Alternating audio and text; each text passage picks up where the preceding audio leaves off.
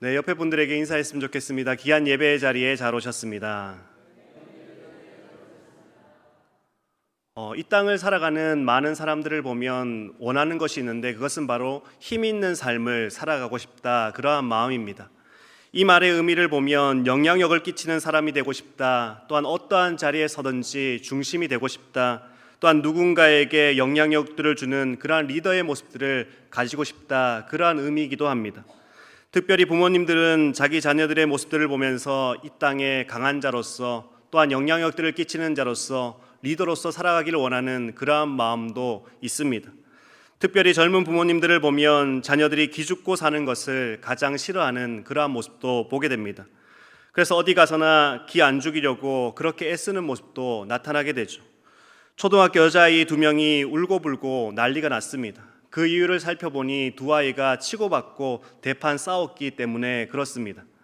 그런데 이제 갓 초등학교 저학년인 두 아이가 그렇게 싸우는데 한 아이가 당당하게 서 있는 겁니다. 보통 아이들의 싸움을 보면 누구 하나가 잘못한 것이 아니라 둘 다 잘못을 했습니다. 그런데 내 생각이 옳다고 주장하다 보니 큰 싸움이 되는 것이죠. 그래서 한 아이가 하도 당당하게 행동하고 그 아이가 서 있는 모습을 보니까 선생님이 그 아이에게 왜 그렇게 당당할 수 있냐 그렇게 물어보았습니다. 그랬을 때 그 아이는 이렇게 대답합니다. 우리 엄마가 어디 가서 싸우면 끝까지 싸워 이기라고 했습니다. 네 뒤에는 엄마가 있고 엄마가 다 책임진다고 했으니까 끝까지 싸우라고 해서 저는 당당할 수 있습니다. 이렇게 이야기를 했습니다. 이런 말은 기를 안 죽이겠다는 그 강한 부모님의 의지가 담겨져 있고, 또 한편으로는 여전사를 만든 그러한 모습도 나타나게 됩니다. 이처럼 우리들의 모든 행동 또한 뒤에 누가 있냐 그것에 따라 배경이 어떠한 것이 되느냐에 따라서 행동이 달라지고 또한 모습이 달라지는 것을 볼 수 있습니다. 우리들의 존재들을 보면 너무나 연약한 존재이고 아무것도 할 수 없는 존재입니다. 재능도 달란트도 모든 부분들이 우리들의 삶을 돌아보면 너무나 약합니다. 그런데 우리는 그렇게 약한 존재이지만 이 땅을 살아갈 때 넘어지지 않고 또한 약한 존재로 살아가지 않는 이유가 있습니다. 그것은 바로 하나님이 나와 함께하여 주시고 나의 배경이 되어 주시기 때문에 그렇습니다. 우리의 능력은 없지만, 우리의 재능은 없지만, 달란트는 없지만 하나님이 우리의 배경이 되어주시고 하나님이 함께하여 주시기 때문에 우리는 강한 자가 될 수 있다는 것입니다. 오늘 성경의 말씀에 나온 기드온도 바로 이러한 사람입니다. 실제 그의 삶을 돌아보면 아무런 달란트도 없고 또한 재능도 없으며 모든 부분 가운데 약한 부분 투성이었습니다. 그러나 그의 삶을 보면 약한 삶을 살아가다가 하나님을 배경으로 삼고 하나님과 함께하는 그의 삶이 되었을 때 그의 삶 가운데서는 놀라운 변화가 일어나게 되었고 능력이 나타난 것을 볼 수 있습니다. 그렇다면 우리 또한 이 기드온의 모습을 보면서 어떠한 모습으로 살아가야 이 기드온처럼 능력 있는 모습, 힘 있는 모습, 또한 약한 존재이지만 그 모든 것들을 뛰어넘는 삶이 될 수 있을까? 오늘 말씀을 통해서 함께 나누어 보고자 합니다. 오늘 그 교환의 1번 제목을 함께 보도록 하겠습니다. 우리와 같이 기드온은 약한 존재였습니다. 오늘 본문의 주인공 기드온, 그의 마음을 보면 그 또한 어디에 가서도 꿀리지 않고 싶어하는 마음이 있었을 겁니다. 다른 사람들보다 강한 자로서 또한 영향력 있는 자로서 살고 싶어하는 그 마음이 그의 마음 가운데서도 있었을 겁니다.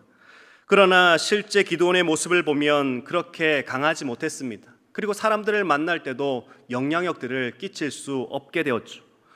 그의 실제 모습은 매우 나약한 삶이었으며 또한 연약한 삶이었습니다. 기드온이 어떠한 사람인지 우리는 자세히 소개받을 수는 없지만 기드온이 자기 자신을 소개하는 15절의 말씀을 통해서 기드온이 어떠한 사람인가 우리는 알 수가 있게 됩니다.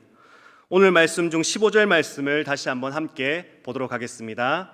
그러나 기드온이 그에게 대답하되 오 주여, 내가 무엇으로 이스라엘을 구원하리이까? 보소서, 나의 집은 므낫세 중에 극히 약하고 나는 내 아버지 집에서 가장 작은 자이니이다 하니, 여기에 보면 나의 집은 므낫세 중에 극히 약하고 나는 내 아버지 집에서 작은 자입니다. 그렇게 자기를 소개하는 모습을 보게 됩니다. 이것은 어찌 보면 기드온의 자기소개서와 같은 모습입니다. 이스라엘 보면 12지파가 있습니다. 그러나 므낫세 지파는 다른 르우벤 지파나 유다 지파나 그리고 에브라임 지파처럼 강대함이 있어서 영향력을 끼치는 그러한 지파가 아니었습니다. 12지파 중 마지막 지파로서 아무런 볼품이 없는 그 므낫세 지파라고 이야기할 수 있습니다. 그래서 기드온은 그렇게 볼품 없는 그 가문에서 저는 태어났습니다. 그리고 그 집안 안에서도 저는 아무런 힘이 없는 사람입니다. 누구도 저에게 기대를 하지 않고 저 또한 기대를 품지 않고 살아가는 그러한 사람입니다. 그렇게 자기를 소개하고 있는 것이죠. 이 말씀을 통해서 알 수 있는 것은 정말 기드온은 연약한 존재였고 또한 아무것도 할 수 없는 존재였다는 것을 알 수가 있습니다. 그렇게 정말 나는 아무것도 아닙니다. 나는 아무것도 할 줄 모릅니다. 이러한 패배의식과 낮은 자존감으로 살아가는 사람이라고 이야기할 수 있습니다. 또 오늘 우리가 읽었던 본문 가운데 보면 기드온은 지금 무엇을 하고 있는지 나타나 있습니다. 11절 후반절의 말씀을 보면 기드온이 미디안 사람에게 알리지 아니하려 하여 밀을 포도주 틀에서 타작하더니 그렇게 말하고 있습니다. 이스라엘 백성들을 보면 그의 주농사는 포도농사였습니다. 그래서 포도를 수확하고 나면 큰 나무 틀에 포도를 다 집어넣고 사람들이 들어가서 그곳에서 밟았습니다. 그러면 그 밑에 수도꼭지 같은 게 있어서 포도주 즙이 나오게 되고 그것을 받아서 사용하게 됩니다. 몇 사람이나 들어갈 수 있는 큰 원통이었습니다. 그런데 기드온은 지금 그 포도주 틀에 혼자 들어가서 타작을 하고 있는 겁니다. 그것도 밝은 낮이 아니라 어두운 밤에, 야밤에 가서 그곳 안에 들어가 타작을 하고 있는 것이죠. 우리 어른들을 보면 예전 시골에서 타작이라고 하면 축제의 분위기가 일어납니다. 뜰에서 큰 넓은 땅 아니면 마당에서 도리개질을 하면서 서로 즐거움을 나타나게 되죠. 왜냐하면 수확을 하기 때문에 그렇습니다. 굉장히 흥겨운 날임에도 불구하고 기드온은 야심한 밤에 도둑고양이처럼 그 포도주 틀 그 안으로 들어가 자기에게 있는 곡식을 타작하고 있다는 겁니다. 왜 그런가 생각해 보면 바로 미디안 사람들에게 들키지 않기 위해서 이렇게 야밤에 또한 그 틀 안에 들어가서 하게 되는 것입니다. 당시 이스라엘은 미디안 사람들에게 7년 동안 나라를 잃은 서러움을 당하고 있는 그러한 상황이었습니다. 많은 것이 빼앗기고 착취되는 그러한 상황이었습니다.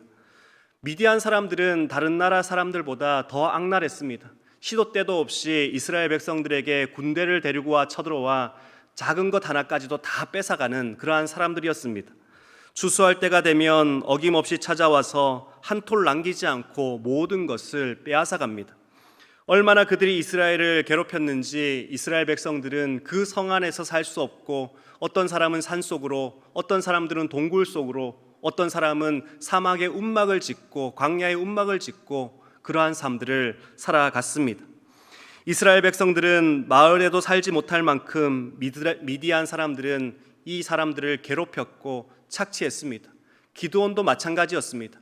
자기에게 이 작은 곡식이 있다는 사실을 미디안 사람들에게 들키게 되면 그 작은 것마저도 빼앗기게 되니까 몰래 야밤에 그 포도주 틀 안에 들어가서 타작을 하고 있는 겁니다.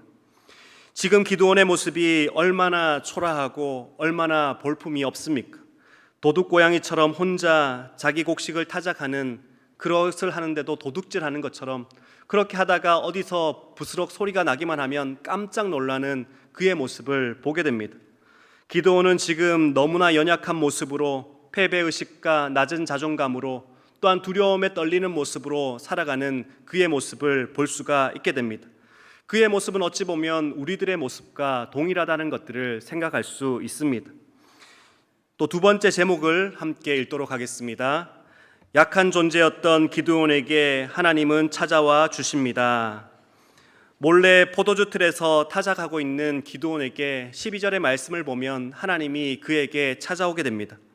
그리고 하나님께서 기드온에게 이렇게 말씀하십니다. 여호와의 사자가 기드온에게 나타나 이르되 큰 용사여 여호와께서 너와 함께 계시도다 하매, 그렇게 말씀합니다. 그렇게 무서워서 떨며 숨어 있는 이 기드온에게 하나님이 뭐라고 이야기하냐면 큰 용사다, 이렇게 이야기하고 있습니다. 우리가 봐도 볼품없고 두려워 떨고 있는 패배의식 가운데 있는 연약함 가운데 있는 기드온을 향해서 큰 용사다, 하나님이 그렇게 이야기하는 것을 보면 참으로 이해할 수가 없습니다. 어찌 보면 기드온도 이해할 수 없었을 겁니다.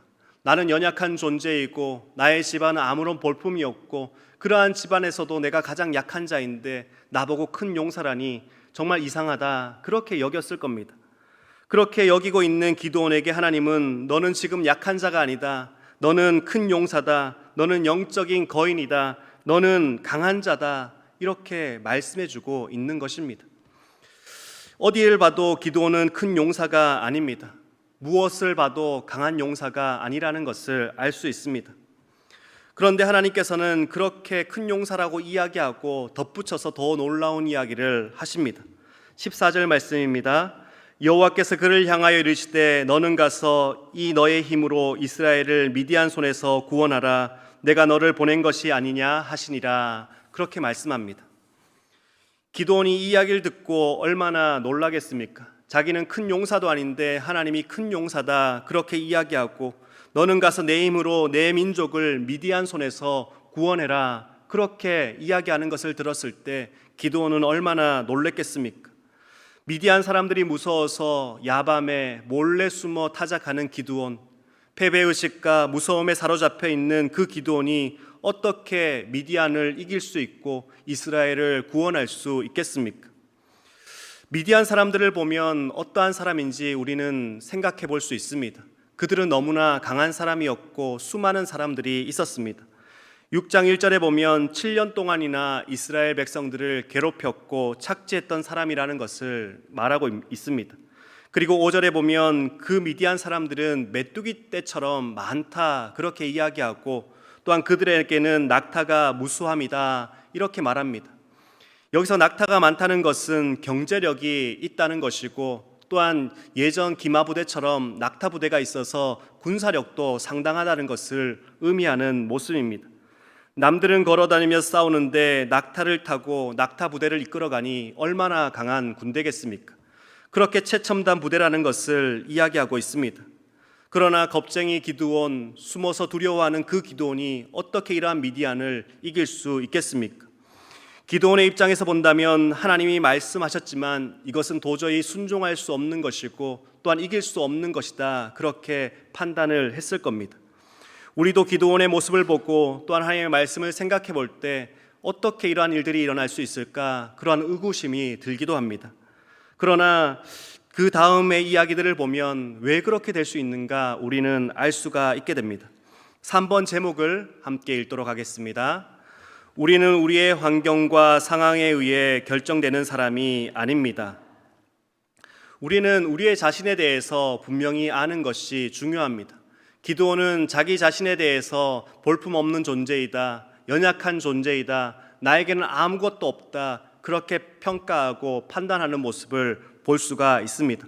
내가 가진 것이 얼마나 있는가, 나는 아무것도 없다, 나에게 힘이 얼마나 있는가, 그 힘도 없다, 내가 배운 것도 없고 또한 가진 것도 없는데 어떻게 미디안 군대를 이길 수 있겠는가, 그렇게 자기를 평가하게 되어집니다. 우리들도 마찬가지입니다. 우리에게 있는 것을 가지고 우리들을 평가할 때가 너무나 많이 있습니다.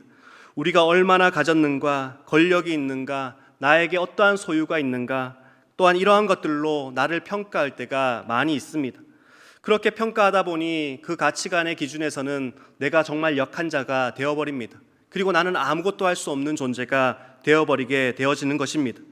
그러나 하나님이 우리를 바라보실 때 또한 우리를 평가하실 때 우리 손에 어떠한 것이 있는가, 그것을 가지고 우리를 판단하시는 분이 아니십니다. 우리 손에 있는 것, 우리가 가지고 있는 것, 그것을 통해서 우리를 평가하지 않으시고 우리가 어떠한 삶을 살아가고 누구를 배경으로 살아가며 누구와 함께하며 살아가는가, 그것을 통해서 우리를 평가하고 계시다는 것입니다. 가장 중요한 것이 우리의 배경이고 또한 우리가 함께하는 그분이라는 사실을 더욱더 중요하게 여기신다는 것을 우리는 알 수가 있습니다. 이러한 것을 생각하면서 4번 제목을 한번 읽도록 하겠습니다. 하나님을 배경 삼은 사람들입니다. 그렇습니다. 우리는 세상의 다른 어떠한 것이 아니라 하나님을 배경 삼은 사람이라는 사실을 알아야 합니다. 세상의 많은 사람들은, 또한 세상을 바라보는 사람들은 나의 손에 가진 것, 또한 내가 얼마나 많은 것들을 소유하고 있는가 그것을 통해서 생각하고 그것이 우리의 배경이 되어질 때가 많이 있습니다.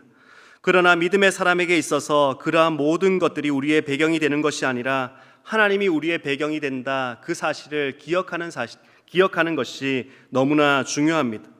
기드온이 세상 사람들 보기에는 겁쟁이처럼 포도주 틀 안에 숨어서 타작을 하고 있습니다. 저는 볼품 없습니다, 약한 존재입니다, 그렇게 고백합니다. 그러나 하나님께서는 그의 모습을 그렇게 보지 않고 강한 자다, 또한 큰 용사다, 너는 할 수 있다, 영적 거인이다, 그렇게 말씀하고 있는 것입니다. 그 이유는 그가 그렇게 대단한 사람이어서 그렇게 평가하는 것이 아니라 하나님과 동행하기 때문에, 하나님을 배경으로 살아가는 삶이기 때문에 그렇게 이야기하는 것입니다. 누가 강한 자이겠습니까? 강한 자는 바로 하나님을 배경 삼은 사람이라는 사실을 우리는 알아야 합니다. 누가 영적 거인이겠습니까? 하나님을 배경 삼고 하나님과 함께 동행하는 사람이야말로 영적 거인이라는 것을 우리는 알아야 합니다. 내가 가지고 있는 돈을 배경 삼는 사람이 영적 거인이 아닙니다.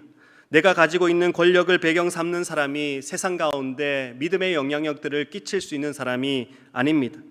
정말 강한 사람, 믿음의 사람은 하나님이 배경이 되어주시고 하나님이 함께하여 주시는 사람이라는 사실을 우리는 분명히 기억해야 합니다. 저는 하나님이 우리 모두의 배경이 되어주시기를 간절히 소망합니다. 오늘 하나님은 기드온에게 이렇게 말씀합니다. 12절에 보니까 여호와께서 너와 함께 계시도다, 그렇게 말씀합니다. 이 기드온이 보잘것없지만 연약한 존재였지만, 또한 숨어서 그렇게 비겁한 존재였지만 강한 자가 될 수 있었던 것, 또한 미디안으로부터 이스라엘 백성들을 구원할 수 있었던 가장 큰 이유는 이 12절에 나와 있습니다. 여호와께서 너와 함께 계시도다, 이 말입니다.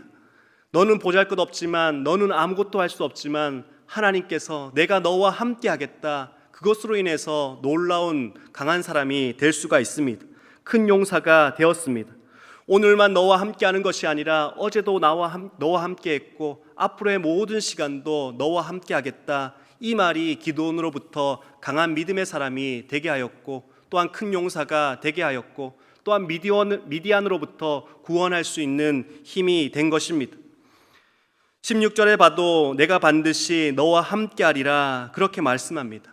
반드시 틀림없이 분명히 너와 함께할 것이다, 하나님은 이 기드온에게 약속하고 계십니다.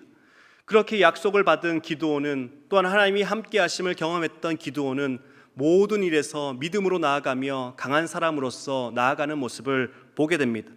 이전까지는 숨어서 비겁하게 지냈던 그의 삶이 이제는 그 모든 자리를 박차고 일어나 정말 하나님이 원하시는 그 삶들을 살아가는 그의 모습을 보게 됩니다. 이전까지는 원망하고 불평하였지만, 나는 아무것도 할 수 없는 연약한 존재입니다, 그렇게 이야기했지만 하나님이 함께 하신다는 그 사실을 알았을 때, 하나님이 나의 배경이 되어주신다는 그 사실을 알았을 때 그는 다른 삶들을 살아가게 됩니다. 내가 너와 함께한다, 그것을 가슴 깊이 생각하니 모든 것이 달라 보이기 시작합니다. 그러면서 하나님이 함께 하신다는 사실을 알았던 기드온은 가장 먼저 했던 일은 바알 신당을, 그 제단을 부서뜨리는 일부터 했습니다. 이 당시 미디안이 섬겼던, 하나님처럼 섬겼던 바알 신당을 무너뜨리게 됩니다. 그리고 자기 집에 있었던 7년 된 숫소를 가지고 와 무너뜨렸던 그 나무로 하나님 앞에 예배를 드리게 됩니다. 그래서 너무나 멋진 일들을 하게 되지만 사람들은 그의 모습을 보면서 두려워합니다. 누가 바알 신당을 무너뜨렸는가? 그렇게 했을 때 기드온이 무너뜨렸다는 것을 알고 마을 사람들은 이 기드온을 죽이기 위해서 곡괭이를 들고 기드온에게 달려갑니다. 죽을 수밖에 없는 그러한 상황 가운데 놓여진 기드온에게 바알의 제사장이었던 사람이 이렇게 이야기합니다.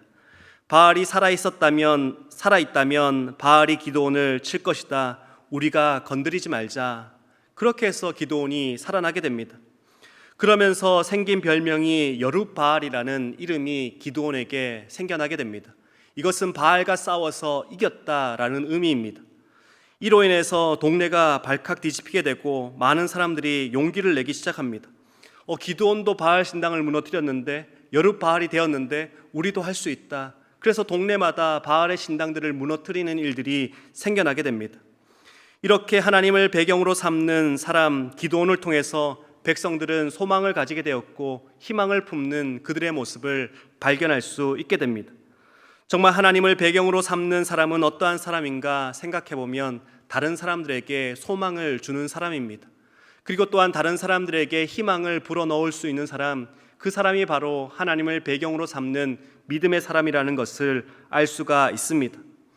기드온은 하나님이 내 배경이 되어주신다 그 사실을 깨닫지 못할 때는 비겁자의 모습이었습니다.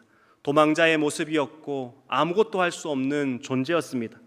그러나 하나님이 내 배경이 되어주신다는 그 믿음에 확신이 생겼을 때 바알의 제단을 무너뜨리는 용감한 행동을 하였고 또한 그것으로 인해서 변화를 경험하며 영적 거인으로서 큰 용사로 서게 되는 그 기드온의 모습을 볼 수가 있습니다. 그래서 우리는 생각해보면 우리들의 삶 여러 가지 힘듦과 어려움들이 존재합니다. 이것 때문에 힘들고 저것 때문에 넘어지고 이러한 환경과 상황이 나를 너무나 힘들게 한다, 그렇게 말할 때가 있습니다. 머리도 아프고 속도 상하고 누가 조금만 건드려도 폭발할 것 같은 그러한 상황 가운데 놓여져 있습니다. 우리의 상황과 환경이 또한 우리가 처해진 상황들이 그러했기 때문에 그렇습니다. 그러나 한번 생각해보면 하나님이 우리의 배경이 되어주신다는 사실을 기억한다면 그러한 것들은 우리들에게 아무런 힘이 되지 않습니다. 어려움이 되지 않는다는 것입니다. 언제 우리가 세상을 바라보며 살았습니까? 언제 우리가 세상을 때문에 먹고 살았다 그렇게 생각하고 있습니까? 우리가 언제 세상을 기대며 살았습니까? 우리가 지금 힘드니까 세상이 나를 힘들게 한다, 어렵다 그렇게 이야기하지만 하나님이 우리와 함께 하신다는 사실을 깨달았을 때는 세상의 어려움들이, 환경들이, 상황들이 우리를 넘어뜨리지 못했습니다. 그러므로 우리는 세상이, 그 환경이 우리의 배경이 되어서는 안 되는 것입니다. 그것만을 바라보고 살아가는 삶이 아니라 하나님이 우리를 어떻게 생각하는지, 하나님이 우리와 어떻게 함께 하시는지 그것을 묵상하며 살아가는 것이 우리들의 모습입니다. 기드온도 그것을 생각했더니, 하나님 아버지가 배경이 되어주신다는 사실을 생각했더니 그러한 모습이 나타나게 되는 것이죠.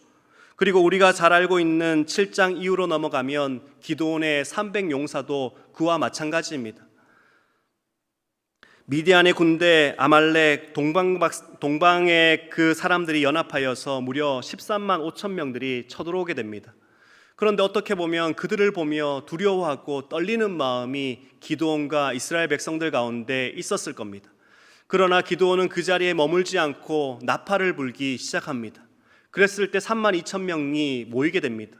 그 중에 겁나하고 준비되지 않는 자 2만 2천 명을 보내게 되고 또한 마지막 시험을 거쳐서 300명의 용사가 남게 됩니다. 13만 5천 명 대 300명, 그것을 나누면 450대 1이 되어집니다. 한 명이 450명을 죽여야 이길 수 있는 전쟁이 되는 것입니다. 이것은 이길 수 없는 전쟁입니다. 그러나 사사기 6장 16절에 보면 미디안을 한 사람 치듯 하리라 그렇게 말하였습니다. 하나님이 함께하여 주시니까 13만 5천 명이 한 명이 되어버렸습니다. 그랬더니 450대 1이 이제는 1대 300이 되어버리게 되는 모습입니다. 어떻게 해서도 질 수 없는 전쟁이 되게 됩니다. 이렇게 하나님을 배경으로 삼고 하나님의 인도하심과 하나님이 함께하심을 경험하는 사람은 어떠한 고난과 어려움이 온다 할지라도 승리할 수 있는 모습이 나타나게 되는 것입니다. 정말 우리 모두는 다른 어떠한 것이 아니라 하나님을 배경으로 살아가는 그 삶이 되어야 합니다. 그것은 하나님이 우리와 함께 하신다는 것을 의미합니다. 그러한 삶을 살 때 우리는 어떠한 시련이 와도 두려워하지 않습니다. 어떠한 고난이 와도 무섭지 않고 어떠한 압박이 와도 겁내지 않습니다. 왜냐하면 하나님이 우리의 배경이 되어주시고 모든 것들을 책임지시며 승리케 하시기 때문에 그렇습니다. 기드온은 누구보다도 약한 자였습니다. 초라한 자였습니다. 포도주 틀에 숨어있던 그런 자였습니다. 그러나 하나님이 배경되어 주시니 그의 모습은 달라졌고 그를 통해서 하나님의 놀라운 일들을 펼쳐갔습니다. 우리들의 삶도 마찬가지입니다. 우리들의 삶 여러 가지 두려움과 떨림이 있는 이유가 무엇입니까? 그 이유가 바로 하나님을 배경으로 삼지 않고 세상의 모든 마음들을 두고 살아가고 있기 때문에 그런 것은 아닙니까? 우리들의 삶에 하나님이 느껴지지 않기 때문에 여러 가지 환난과 상황이 우리를 넘어뜨리는 것은 아닙니까? 여러분이 하나님보다 환경을 배경으로 삼고 물질을 배경으로 삼고 인간관계를 배경으로 삼다 보니 힘없는 약한 사람의 모습으로 살아가는 것은 아닙니까? 하나님은 우리 모두가 하나님을 배경으로 삼고 하나님과 함께 동행하는 삶을 살기를 원하고 계십니다. 오늘 말씀을 바라보면서 이 시간 우리 모두가 세상을 바라보는 것이 아니라 세상이 추구하는 것을 나의 배경으로 삼는 것이 아니라 이제는 나와 함께 하시고 나의 배경이 되어주시는 하나님을 의지함으로 말미암아 영적인 거인, 진정한 믿음의 사랑, 삶의 모든 부분 가운데 승리를 경험할 수 있는 우리 모두의 삶이 될 수 있기를 간절히 소망합니다. 기도하겠습니다.